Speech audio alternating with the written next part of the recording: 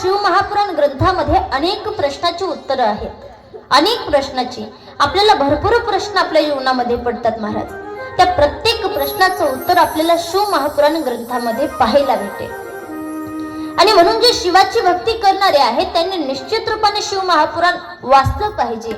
वाचलं म्हणजे आपल्या अनेक प्रश्नाचं काय होतं, निरसन होतं.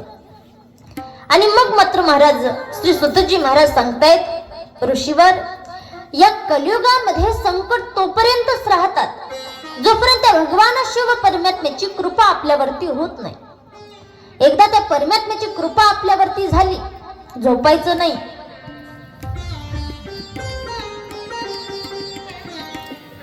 मस्त जेवून महाराज चांगली झोप लागते माहिती. काही काही बाया जवळ येतात, बाई तुझ्या कथेमध्ये अशी गोड झोप लागते. अजिबात झोपायचं नाही, आता झोपलं तर उभा करील मी. तर महाराज या ठिकाणी सांगितलेलं आहे की पहा, मोठमोठ्या योग्यांना देखील भगवान शिव परमात्म्याचं स्वरूप कळत नाही. मोठमोठ्या योग्यांना फार तपश्चर्या करतात, पण शिव परमात्म्याचं स्वरूप सहजासहजी कळत नाही. आणि माहिती, तीर्थ असतील, लोक असतील, ऋषी असतील, सगळेजण तोपर्यंत स्वतःला श्रेष्ठ म्हणतात की मी श्रेष्ठ आहे, मी श्रेष्ठ आहे, जोपर्यंत शिव महापुराण ग्रंथाचं प्रागट्य त्या ठिकाणी होत नाही. एकदा शिव महापुराण प्रगट झालं की मग मात्र सर्व तीर्थ जे म्हणतात की नाही बाबा मी श्रेष्ठ आहे, दुसरा म्हणतो नाही मी श्रेष्ठ आहे, सगळे शांत होतात. का? त्यांना माहिती आहे शिव परमात्मा श्रेष्ठ आहे.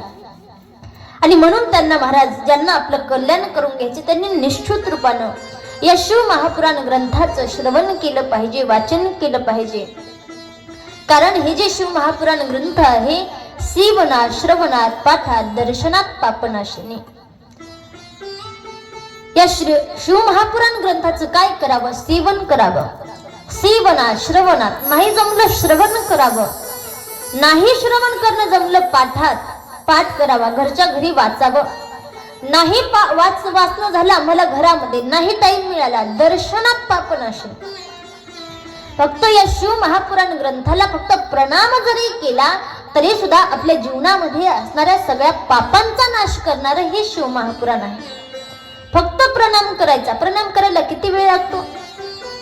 ग्रंथासमोरून जायचं, फक्त हात जोडायचं आणि डोकं टेकायचं, झालं. पण ते कसं श्रद्धेनं, निष्ठेनं, अंतःकरणापासून, नाही तर फक्त करायचं म्हणून केलं तर काहीच पदरात पडत नाही. बरोबर की नाही? करायचं तर चांगलं करावं, नाही तर करू नये. आणि म्हणून श्राद्ध काळामध्ये जर या शिव महापुराण ग्रंथाचं वाचन केलं महाराज, तर आपले जे पितर आहेत, आपले जे पूर्वज आहेत, त्या पितरांची सुद्धा काय होते? मुक्ती होते. एवढं पवित्र पावन असणारं हे शिव महापुराण. आणि म्हणून अनेक ठिकाणी आपण पाहतो, काही ठिकाणी वर्ष श्राद्धानिमित्तानं म्हणा, अजून कशा निमित्तानं म्हणा, 10व्या निमित्तानं म्हणा, कधी श्रीमद भागवत कथेचं आयोजन करतात, तर कधी शिव महापुराण ग्रंथाचं आयोजन करतात. का? आपल्या पितरांची काय व्हावी? मुक्तता व्हावी यासाठी. आणि मग मात्र महाराज ही शिव महापुराण जर आपण श्रवण केलं, आपल्या पितरांच्या नावाने जर याचं पाठ केला, तर कितीही मोठा पितृदोष असला आपल्या जीवनामध्ये तरी सुद्धा ते नष्ट करणारं काय आहे? शिव महापुराण आहे. आणि मग मात्र महाराज शिव महापुराण श्रवण करत असताना न जाने कौन से गुण पर दया निधि रिझ जाए,